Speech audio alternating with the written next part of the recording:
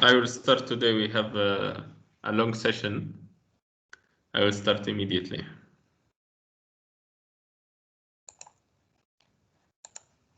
I will start recording and share my screen. Sir, do we have a quiz today? Yes.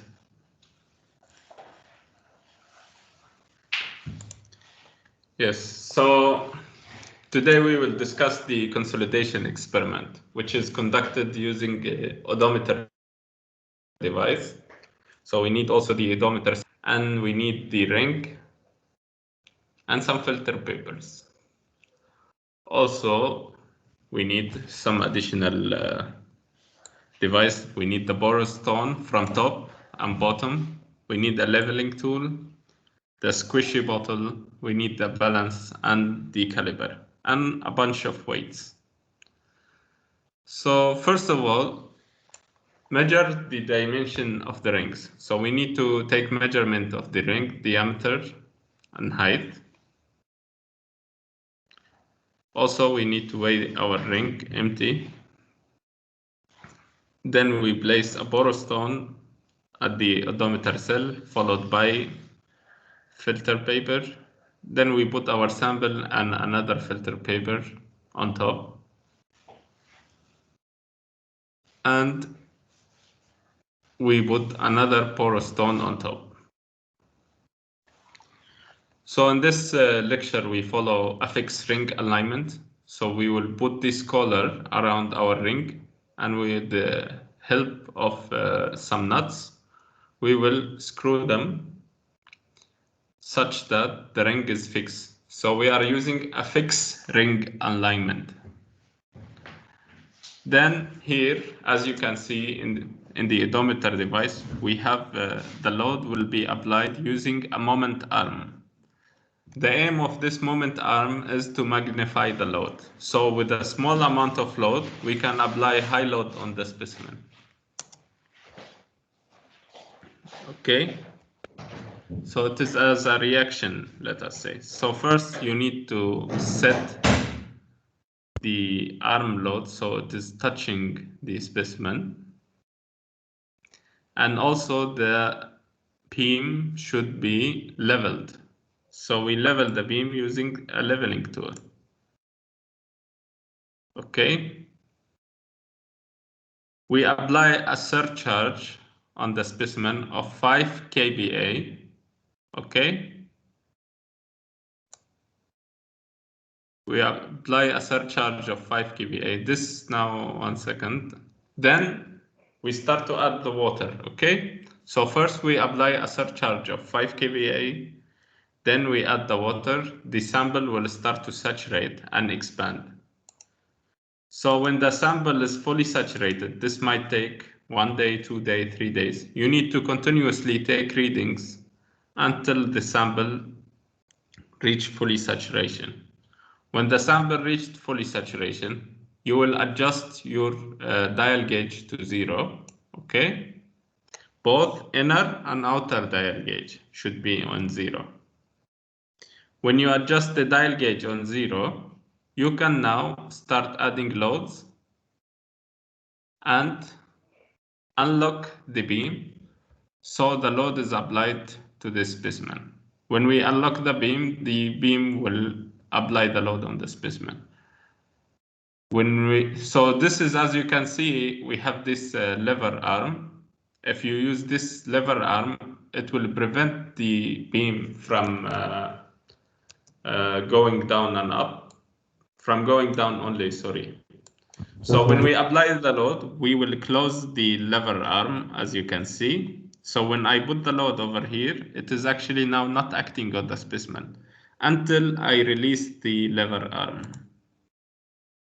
So when I release the lever arm, as you can see, the load now is applied to the specimen. Immediately when I release the lever arm, I should start to take readings.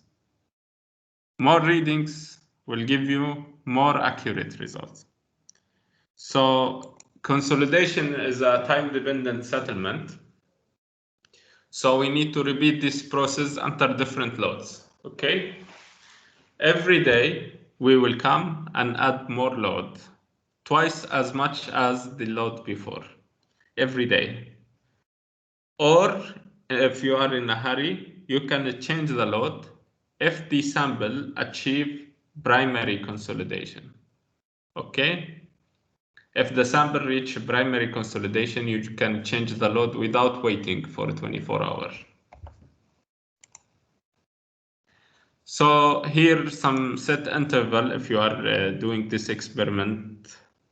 If physically, we used to have this set interval, but actually more readings you take, the better.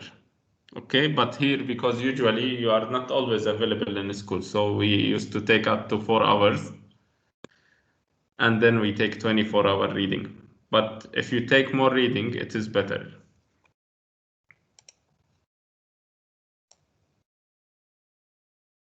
So as I said, every time we will change the load, we will lock the lever arm at the load and then release it so the unloading started.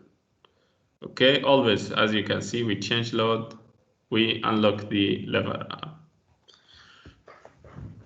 So in case also you want to obtain the unloading parameters, we will start to unload the specimen, okay?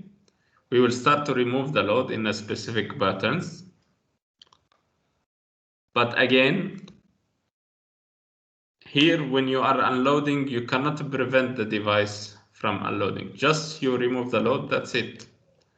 And for unloading, we are only interested in the 24-hour readings, okay? We don't take usually consecutive readings. So here, for example, this is example, okay? For example, here we have 1 kilo, 2 kilo, 4 kilo, 8 kilo, 16, 32 kilo applied. But as you can see, when we start to unload, the cells for the reading between 15 and 4 hours are crossed because we don't take for unloading these readings. Okay. So after the test is finished, we will deassemble the machine and take our sample out, and we will determine its moisture content. So you are familiar by now by moisture content. You will take the sample out and put it in oven, 105 degree. Okay, you measure it wet, you measure it dry, and you obtain the moisture content. So you are familiar with this. I just move forward. Okay, any question about the experiment? Sir, can you please show the direction of the moment arms? This is not important, the direction. Just make sure to say to unlock it, because it depends on the manufacturer. There are two groups, one group clockwise, one group counterclockwise. So it depends on the manufacturer, okay?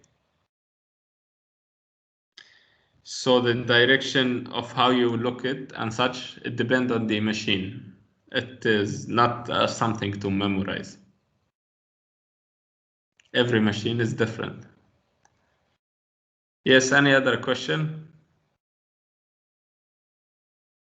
No. Yes, if there is no other question, I will go with the calculation part. It is a bit lengthy. So please follow up with me so you don't have mistakes. Okay, so I will Sir, share. I have a question. Yes. What is this experiment for, the aim? It is consolidation experiment. One-dimensional consolidation experiment. Okay, thank you, sir. You didn't take consolidation in your courses yet? We did. No, we did. Yes, so this is the experiment of consolidation. It is a time-dependent settlement. We did. Okay. So I will share the calculation screen now. So the test is conducted in odometer cell, okay? The device name is odometer.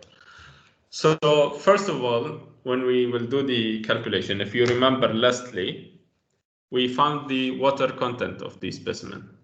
So using some phase relation, let me get my pointer. So we have weight of the ring, right?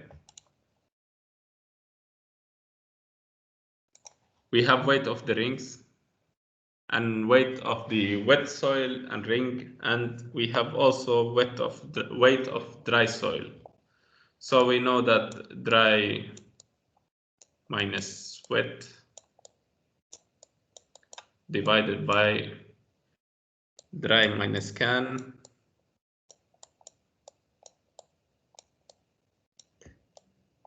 I don't like to multiply by 100, so I will keep it in fractions. So this will be our water content, right? So if you multiply the water content with the specific gravity, you get the final void ratio, okay? So this is the void ratio. Sorry for interrupting, sir. Isn't it wet minus dry, not dry minus wet? Yes, sorry, it is the other way around, okay? It will be negative otherwise. Yes. Thank you. So we get the final void ratio. So this final void ratio is when the sample is out of the device, okay? When we remove it from the device. Okay? So then we need to find the initial void ratio, the void ratio where we started the experiment. So we know from phase relation that change in height of the specimen over the initial height. So initial height, you can see it is here 15 equal change in void ratio divided by 1 plus void ratio. So you see we have two unknowns here. We have the change in void ratio and E0 as well. But we know that E0 is E final plus delta E, okay? So now we have the only unknown is delta E. This delta H is the last reading we took from the dial gauge. Okay, last reading. This is our last reading.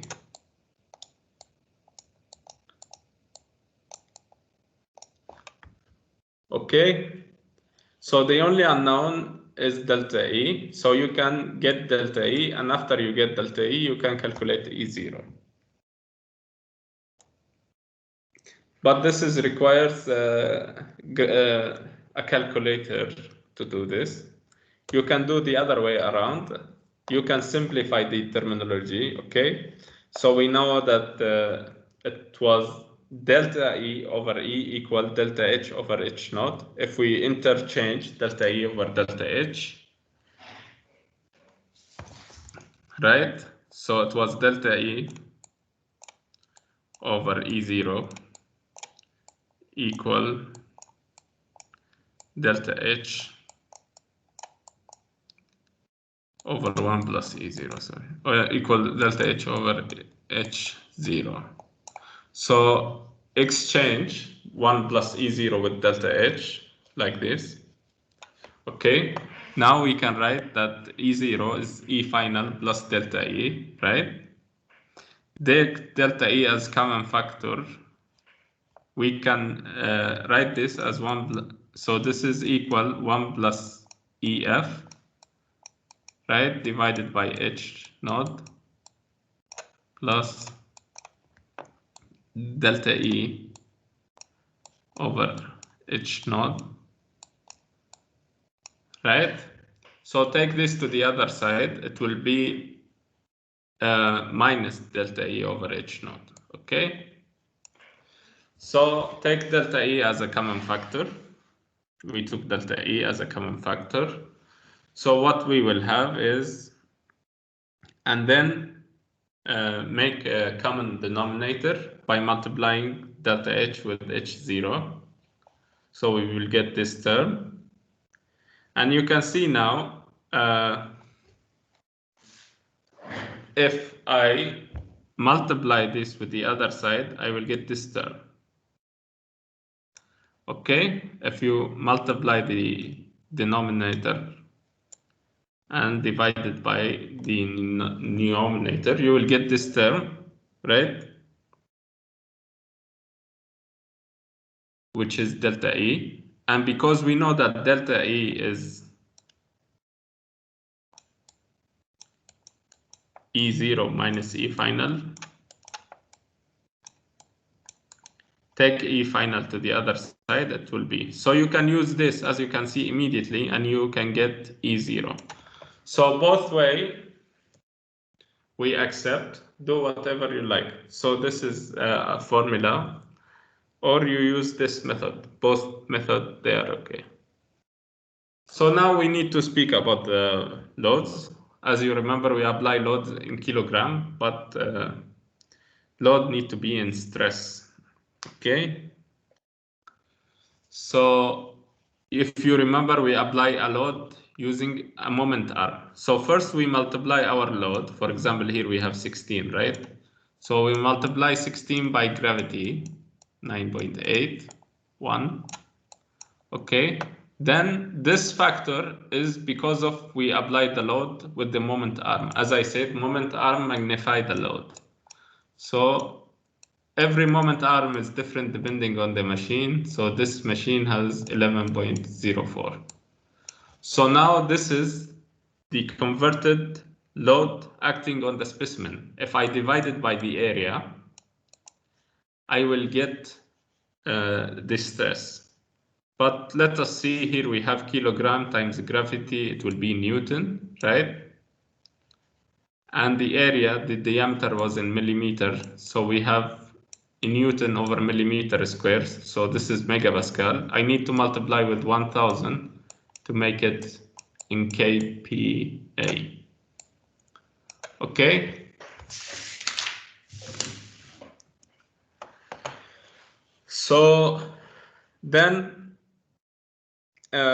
we know that the gauge reading at 24-hour only delta H, whatever it is. So when we form this table, the load here Kj, pressure is, this is what we calculate. Okay. Then we will get the 24-hour reading from every day, and we will place it here in millimeter. Okay. Then we will obtain delta E using this formula. So we calculate E0 in the slide before, right?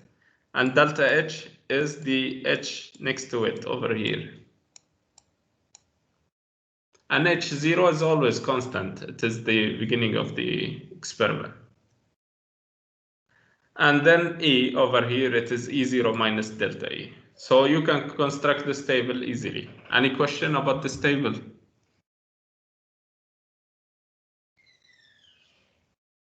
No. Okay, so after you construct the table, you need to plot the curve. So the curve need to be plotted in semi-logarithmic scale, okay?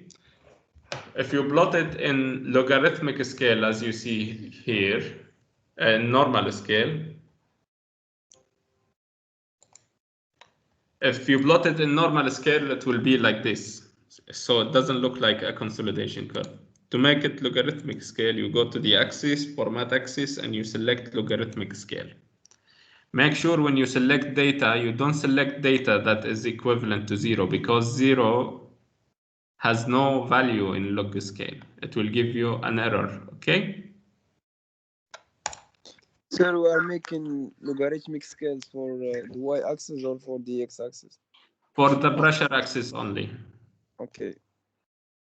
Okay. So after, why we use this curve? So this is the most important curve, because from this curve, we get the coefficient of compressibility. We get the coefficient of recompression, and we get the pre-consolidation pressure, okay? Also, if you want, you can get the uniaxial modulus of elasticity in V or coefficient of volume change. But the most important thing that is we get CC, CR. So CC coefficient of compression, CR coefficient of rebound or recompression, and we get the pre-consolidation pressure. So as you can see, coefficient of compression and coefficient of rebound have the same formula. The only difference is that coefficient of rebound, it can be either calculated here, okay, or calculated here. We prefer to calculate it in this region. So this is CR. For CR, you will select 2 points randomly on this region, and you calculate the coefficient, okay? Understood?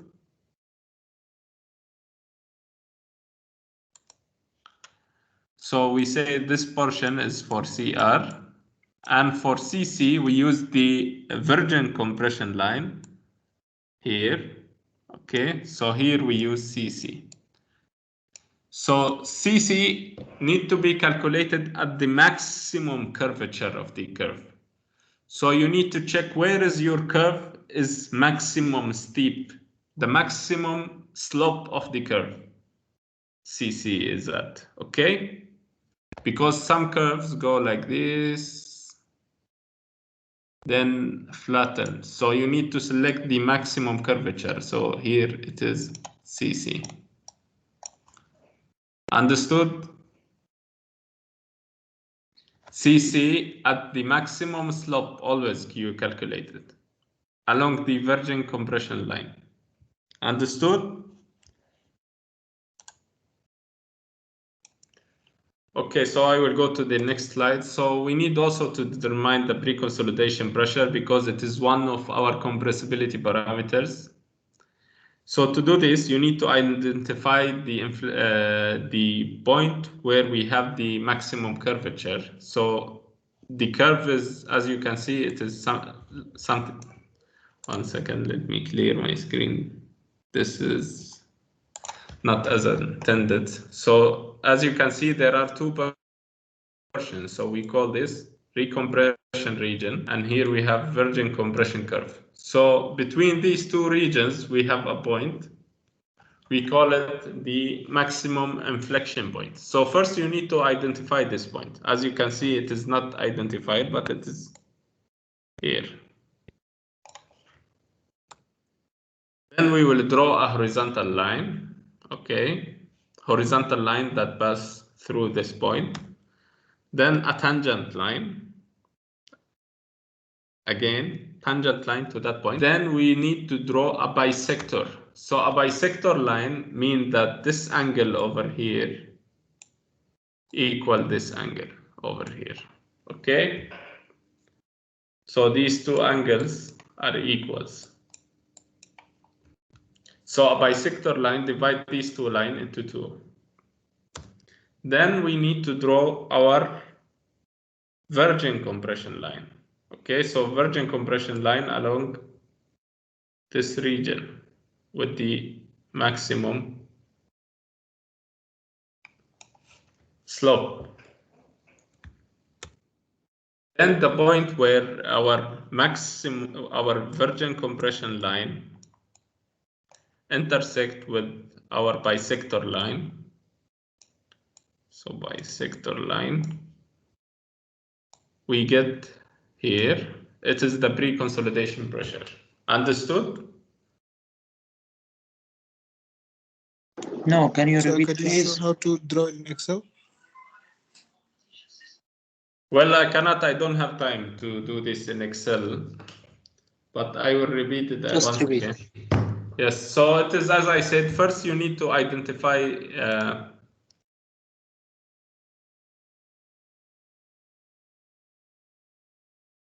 the largest inflection point, okay? So we can see from the curve here here we have a straight line, right? And here we have a straight line, right? So our maximum inflection point is here. Actually, I have a trick to find this inflection point. That is by, I will draw a line like this between the beginning and end of the curve, and I will drag my line up. So, and this will be my maximum inflection point, okay? So this is first step. You need to identify your maximum inflection point, okay? Then you draw horizontal Yes. line. Very easy. Then you draw a tangent line to that point, okay? Then you draw a bisector. Yes. Bisector is meaning that we will draw a line that split these two lines into two. So the angle between this and the angle between this, it is equals, okay? Okay. So it is easier if you draw a line over here, like this. So this distance from here to here equal to this distance from here to here, okay? This is how you draw a bisector line. Then you need to draw the virgin compression line. So virgin compression line, you just extend this region, okay? Clear? Then when the virgin compression line intersect with our bisector, let me remove the other. So when we reach to this stage, the things that matter is only our bisector line and virgin compression line. When these two parts intersect, you get the pre-consolidation pressure. Okay? Understood? Anyway, when you are preparing it, you can watch the video and you can do it easy, I believe. So then we need to, by this we finished the settlement calculation part. So we found CR, CC, and we find the pre-consolidation pressure. Now we need to find the time dependent settlement parameter, CV, coefficient of consolidation. So to do this, we have two methods. We have Casagrande method and we have Taylor method. So Casagrande method, which is T50. First, you come to 1 minute, okay? So, by the way, this method, where I get this data from? This data is, if you remember, we took reading for 15 seconds, 30 seconds, right? 15 seconds, 30 seconds, 1 minute, 2 minutes, etc. Right? You remember? And then we stop at 24-hour reading. So this is for one load. Okay, so let us say this is 1 kilograms reading. So when you will prepare the reports, you need to do this for every reading until 32 or 16. Understood? So you need to do this calculation multiple times.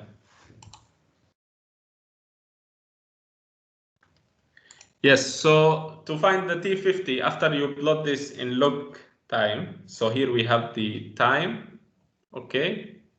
So this is time in log scale. Log scale time, as you can see, and here we have vertical displacement. So this is delta H. So let us say this is, for example, for 1 kilogram, okay?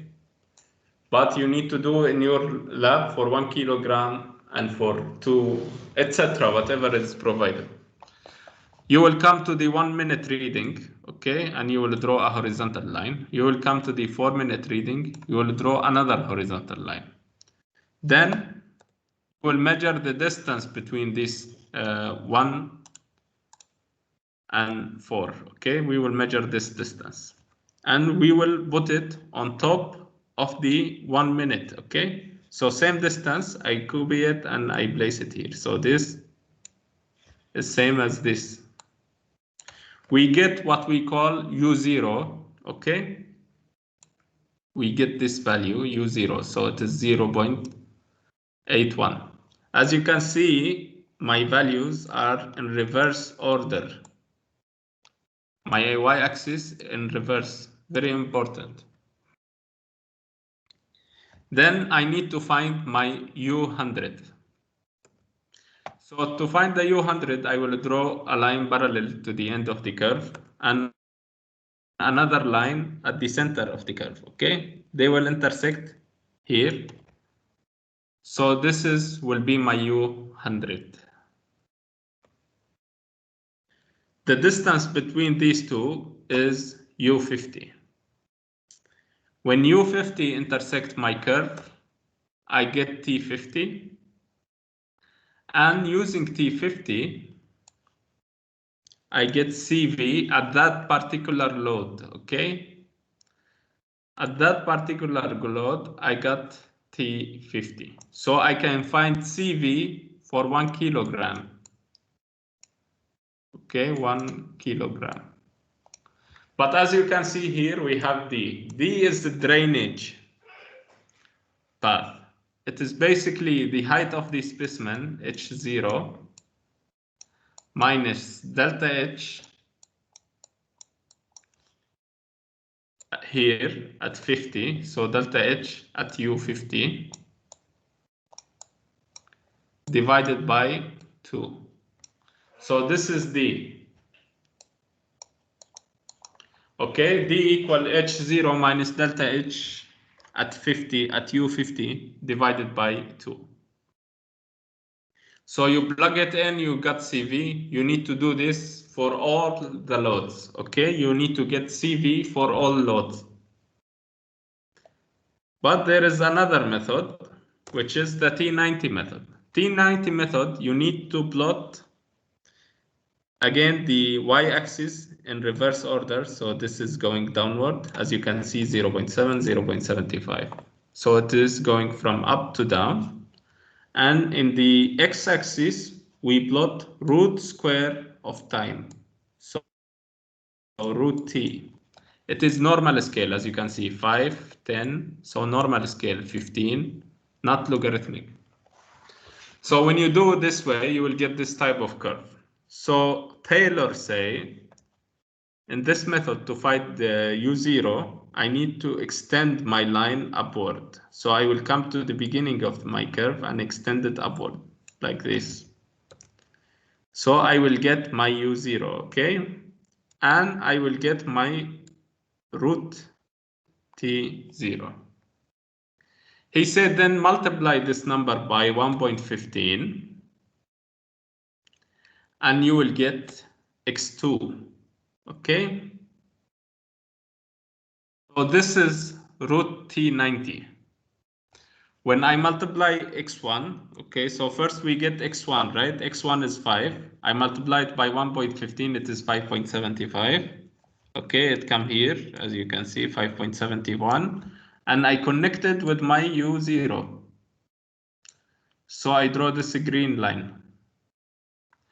When my green line touch my curve, it is the root T90. So I will use this formula. Again, drainage path is same, but we will use instead this height as delta H. So drainage, what we say, drainage is H0 minus delta H divided by 2. Because we have porous stone on top and bottom, we have two-way drainage, okay? So again, you need to do T90 and finding CV for all loads, for all loadings load, okay? As you can see, these two methods are different, but you should get close CV. Your CV should be similar, okay? So whether you use Casagrande method whether you use Taylor method, you should get similar CV. Not very far from each other, but similar. Then using this CV,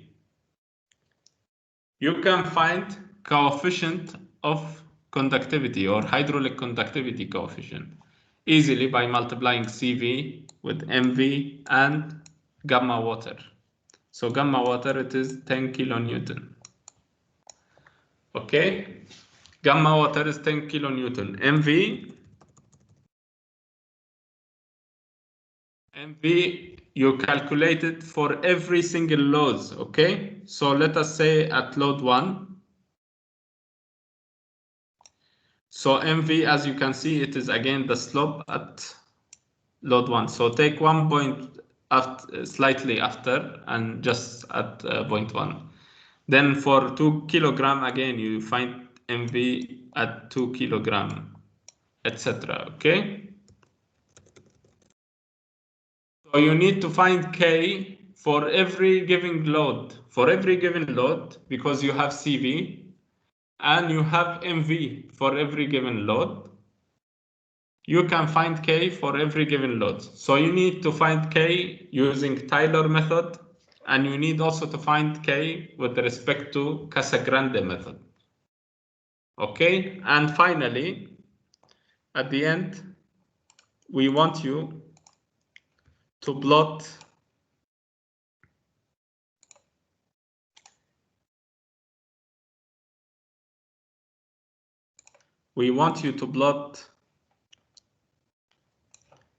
K versus change in void ratio. Okay, so you need to produce this plot as well, K against change in void ratio. And that's it. By this, we finish the calculation for this experiment. Any question?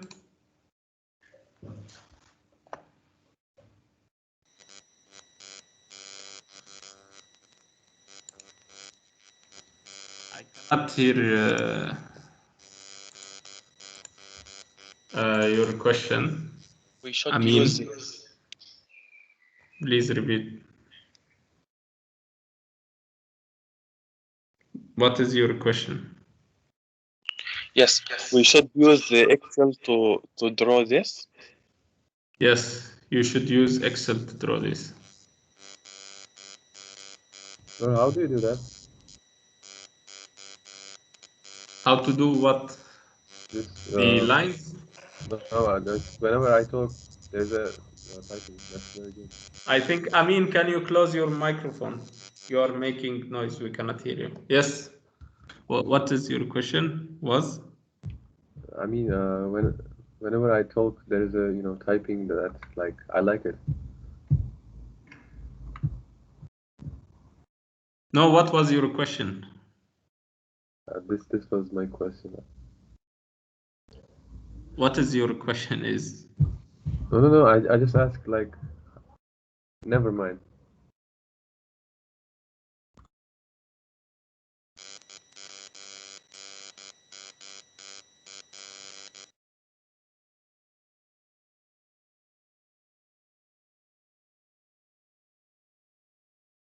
Excuse me, sir.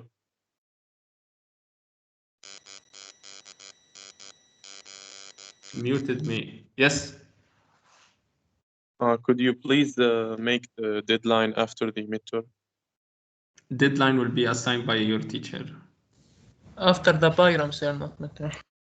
Yes, teacher said after Byram. Teacher will assign the deadline, not me. Yes. Any question? Okay. What? Yes. So this is a more weighted lab. As you can see, it has too much calculation. So usually it has more weight to it.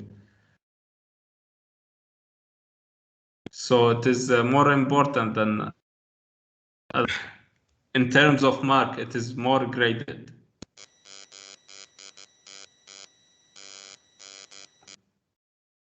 I mean, if you have a question, just write it because we cannot hear you. Do you have a Yes. quiz now, Bashar?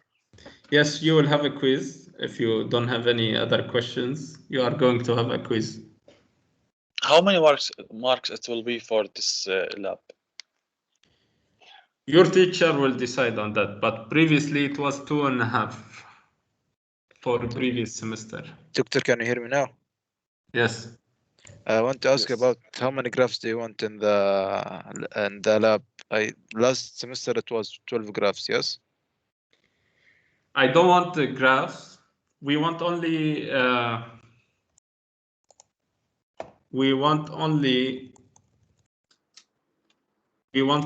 this graph. Okay. T50 and T90. And one example of T50 and one example of T90. You don't need all the T50s and T90s, yani? No, just one example we want, T50 and T90. And I need K against void ratio. Okay. So that is for graph. Sir, are we using Excel to draw the T90 and T50? Yes, you are. Excel or Word or PowerPoint.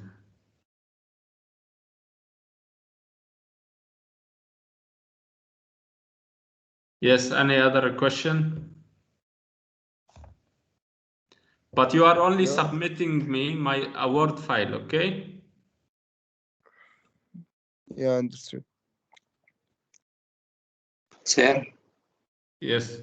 Can you repeat the part of setting the machine? Setting the machine?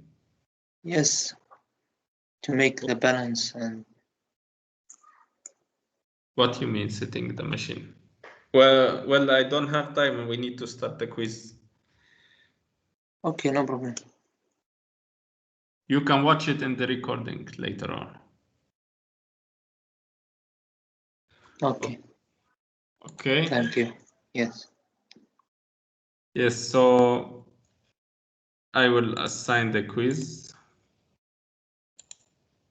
So you will have 10 minutes sharp. 10 minutes. It is multiple questions, 9 questions.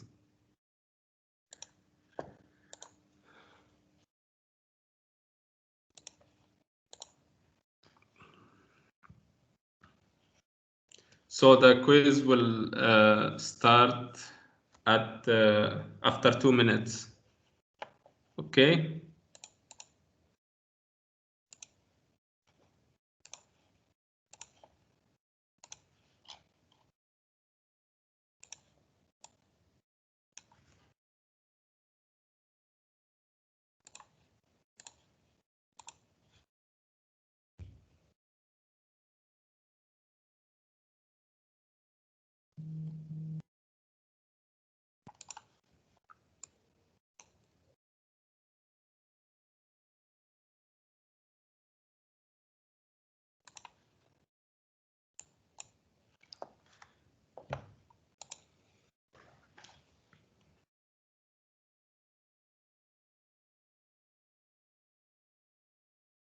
Yes, so the quiz will start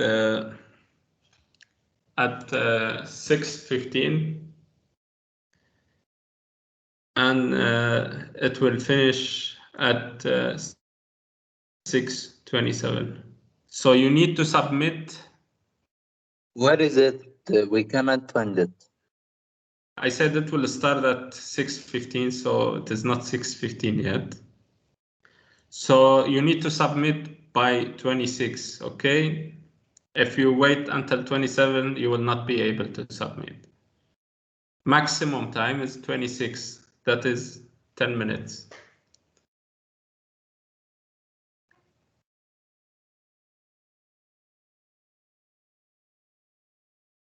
Can we leave the meeting? Yes, you can leave the meeting, but wait till the quiz is announced. So if we have any difficulties.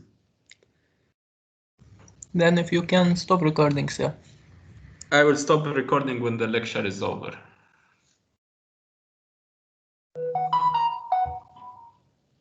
Yes, the assignment now is accessible. you can access your assignment.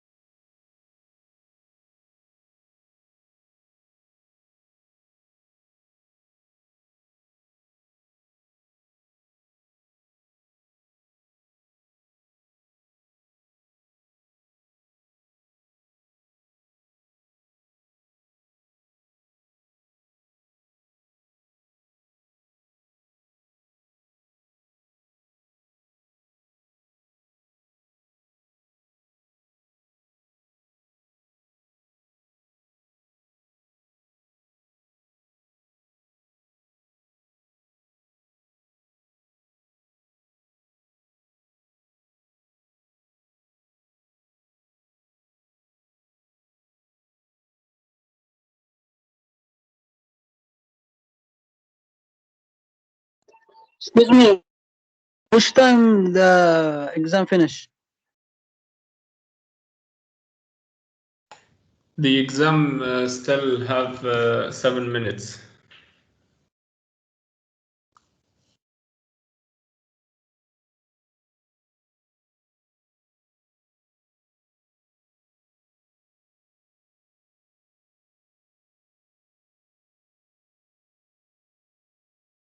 Thank you.